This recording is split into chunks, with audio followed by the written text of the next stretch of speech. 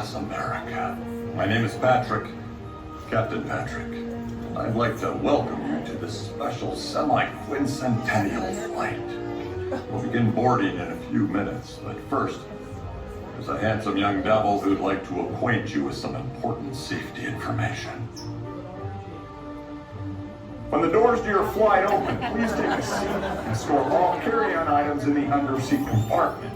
This includes cell phones, bottles, hats, and of course, these little beauties. Next, fasten your seatbelts, inserting them into the buckle on your right. If smaller aviators don't measure up to the height indicator on the seat, just put the belt through the loop in the center strap before buckling.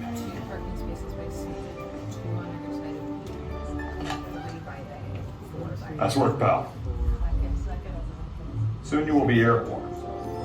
So if you or your little aviators have a fear of flying or of heights, you might want to wait for your party at the arrival gate.